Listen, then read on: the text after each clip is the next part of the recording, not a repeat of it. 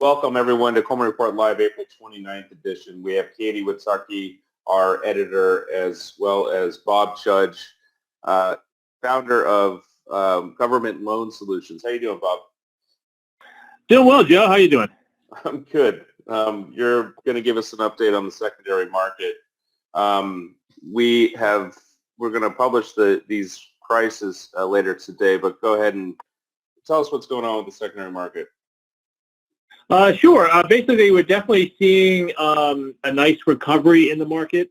The last couple of weeks, a lot of uncertainty. There was big Coleman is basically shut down or working from home. It's been very difficult to settle a loan. There is no pooling getting done. So a lot of people were kind of backing off from buying new loans because they had no idea when they'd actually be able to settle a loan. Now, as we're getting further into the month, people are starting to feel that we're getting closer to the end than the beginning, and the market pricing has started to increase. We're up about 1.5 to 2 points in the secondary market. Still not a lot of activity going on, but we are getting some stuff done here and there. But pretty much everything is it definitely has a much better feel than it did, and we have more people who are participating than were a couple weeks ago. So things seem to be on the mend, and hopefully that will continue as more and more of the country comes back online. Tell us about the procedural notice on the on selling the interest of the PPP loans.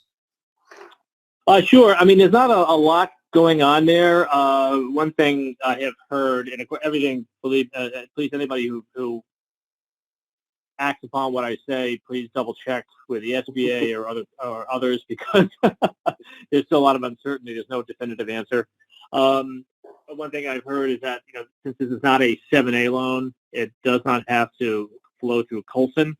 You can sell participation, and people have done that in the loan, 100% participation. As far as outright sales, theoretically possible. Again, uncertainty around that, the procedure there. Most people, I think, have done it via participation as opposed to an outright sale. So again, not a lot has gotten done. Obviously, non-banks and anyone who's not a depository institution needs to move these loans. And again, things have started to happen, but it's been kind of slow. The SBA is coming out with a sort of a briefer version of the 1502 report, especially for newer lenders who have never done one before. So that's how they plan on tracking it, by using this the 1502 report. But remember, this is not a 7A loan, so it doesn't follow some of the guidelines for the secondary market that a 7A loan does. Beyond that, there are people who are, again, looking to buy them, start funds to buy them, securitize them. So there are investors out there who are looking to participate.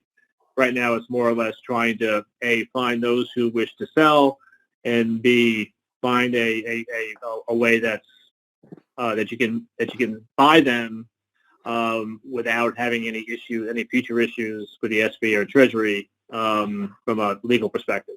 So it's a developing situation. Whether anything ever actually comes to fruition, who knows? These are very short-term loans, so there's not a lot of, most of them are going to be forgiven pretty quickly. But there are people out there who are trying to do something, and maybe they'll be lucky and get some stuff done. Great. Thank you, Bob. Bob is the CEO and founder of Government Loan Solutions. Contact him for any secondary market related issues. Katie, let's bring you in. We're talking about there's more guidance on the gateway portal. What's going on this morning with SBA's announcements? Right. So originally, we were hearing some complaints about there being a portal message that was saying something along the lines of, it's taking longer than expected. Here's an ID number, and just a whole long string of numbers and letters. And they have since updated that to make it a little clearer, because a lot of lenders were not quite sure what that meant, or, they didn't know, can they do other things at the same time, or are they going to close it out and screw up their loan?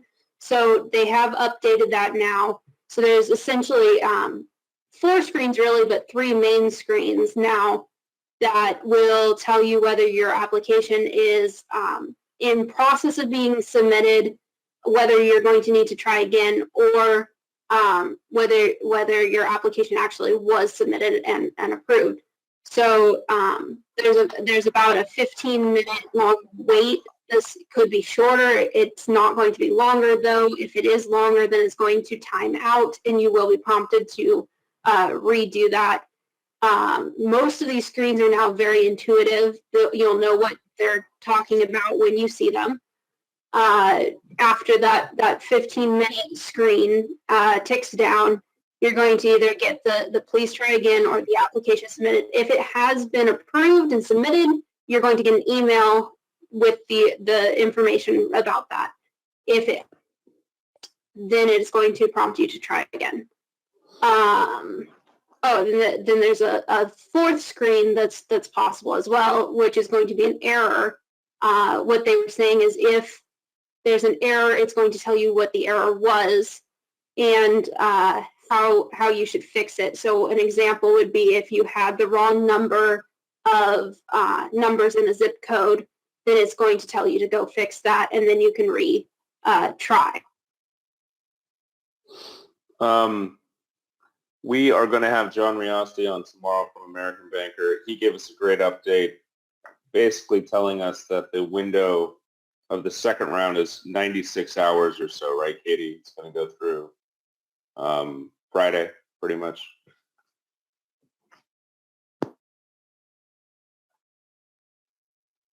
Katie, can you hear me? Oh, I guess. And I don't know if I guess Katie's gone. Yeah. Anyways, folks, what I was trying to say is that the second round PPP window is a 96-hour estimation.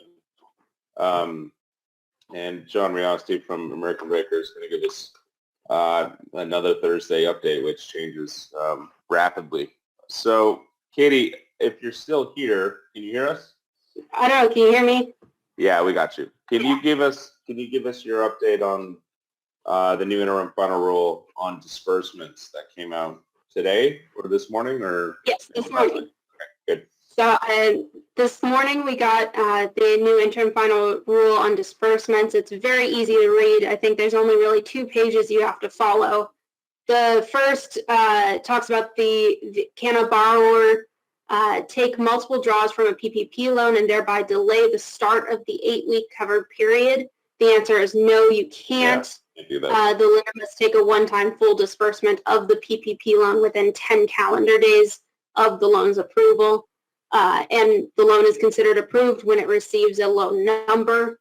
If it is already, prior to this interim final rule, it already received a loan number, then the 10 days starts on April 28th, and the 8-week covered period began the date of disbursement. The second question was, when must the lender electronically submit an SBA Form 1502 indicating that the PPP funds were dispersed? The answer is the lender must electronically upload the 1502 within 20 calendar days of the PPP loan's approval, or for loans that were approved before this reporting process came out, that will be May 18th, 2020. Wonderful. We're doing our webinar in a little less than an hour, and hopefully you guys can sign up for that to get the payment relief from the Section 1112 from the CARES Act. Katie, as always, we appreciate your reporting. Good stuff. Bob, thank you if you're still on for the secondary market update. Give Bob a call with any secondary market inquiries, and we will see you guys tomorrow at 1 o'clock Eastern. Appreciate it. Thank you.